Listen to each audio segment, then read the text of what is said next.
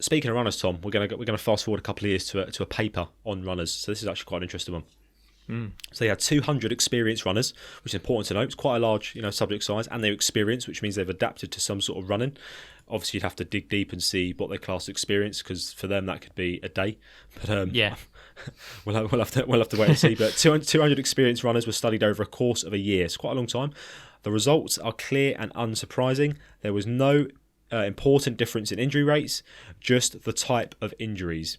Each was better in some ways, worse in others. So this was, just some context, this was looking at minimalist shoes versus normal shoes. And they called, I think it says somewhere later what they called them. There's like a certain name that they have for normal shoes, basically. But yeah, so they compared them to. And they found there was no difference. Some was good, some were, one of them was better in other ways, and then some was worse in others. Although the paper emphasises fewer overall injuries for barefoot runners, injury rates are what matters. The number of injuries per 1,000 kilometres, say, they were not statistically different between the groups due to significantly less mileage run in the barefoot group. So this is where it gets important if I'm making sense. So the barefoot runners put in just 24 kilometres a week, while the runners in shoes ran 41 kilometres a week without an increase in injury rate. So what this is a bit fucking strange. Basically, the only way this paper comparison has any relevance is if it's saying that the only reason that they were similar is because you actually can only do less running in barefoot shoes without getting injured. Yeah, it's basically what it's trying to say. I mean, this is where people could easily cherry pick. Yeah. That paper and say, oh look, barefoot running means less injuries, but that's only because the person that would be cherry picking would not compare the actual amount of distance ran or the amount of injuries per actual hour either, per 1,000 hours. Sorry, it's like who's more likely to get run over, the person that crosses the road once a day or the person that crosses the road twice a day? The person that crosses the road once a day has barefoot shoes on. Minimalist shoes. The person that crosses the road twice a day has regular running shoes on. Well, it's not really the shoes, it's just to do with the amount of times they're doing it. They're exposing themselves to it more. So, the people that are kind of like, if you're just going off of the amount of distance run, then sure, the people that are doing more load and more volume through just running longer distances, well, yeah, of course, they're putting themselves through more stress. Of course, they're going to have higher injury rates. So Tom, prior to spring 2014, Vibram, the sock people, as we keep calling them, they had their products, Five Fingers, yeah?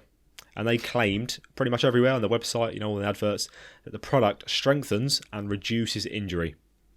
It's pretty bold claims there. You look at that and think, fucking, here we go, I want some of them. They were then hit with a $3.75 million lawsuit and had to remove all claims until soundly proven by evidence. And then on top of that, they were also required to run banner ads about the settlement on their sites, including things like Facebook. And they had to deliver around 300 million impressions of the ads. So they had to make sure 300 million people saw those ads saying that they were wrong.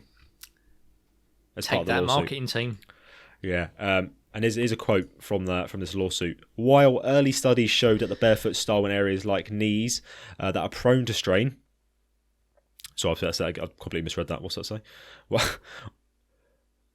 I'd say, while you get your thoughts together, I'm going to go back in time. I'm going to piss you off and go back to Vevo again. So it's funny you say that, but ever since that happened way back in 2014, on their website, Vevo now actually have like a massive list of citations of what they consider to be evidence. Yeah. I mean, a lot of it is highly biased and cherry-picked, but yeah, they have just like flooded their page with the evidence of the barefoot shoe. So yeah, they probably saw what happened to Vibram and thought, oh, fuck that. I don't fancy it. What was it? How much? 3.7 did you say? Yeah, $3.75 million. Yeah, that's a lot of dollar. It's a lot of dollar. That is a lot of dollar. Back to that quote now, I've gathered myself. So it's a very poorly... this is actually quite a copy and paste of this quote, so it's just very poorly written. I don't know who the fuck wrote this. I would have thought a lawyer or something, but clearly not. So basically, I won't read the quote because it's fucking stupid. Minimalist lawyer. Yeah, I'm just gonna paraphrase it. So basically, they were saying that while early studies showed that the barefoot style shoe helped with things like knees. Knees they're quite prone to strain, aren't they? Knees. People always have knee pain. The early studies did show some help there, but then later studies found that it was other parts of the body were compensating. Yeah. So what they've found is then the other parts like the leg and the foot will then get an injury because it was just the way it was wearing. Your body was adapting to that. But it was shifting the load. Yeah, it was shifting the load to other places, which is something we are going to talk about later, I think, because that is pretty common thing to happen. Yeah. I mean, it's like when you change your footwear of anything. I mean, I remember the first time I started running in boots. You know, going from running in trainers all my life, I say all my life, I've only been running for a short time.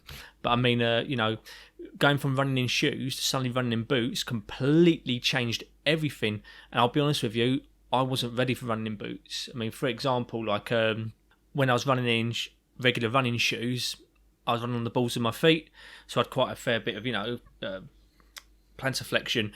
However, as soon as I laced up army boots, I was expected to sprint here, there, and everywhere. I had some severe shin splints just simply because I was no longer able to get that plantar flexion.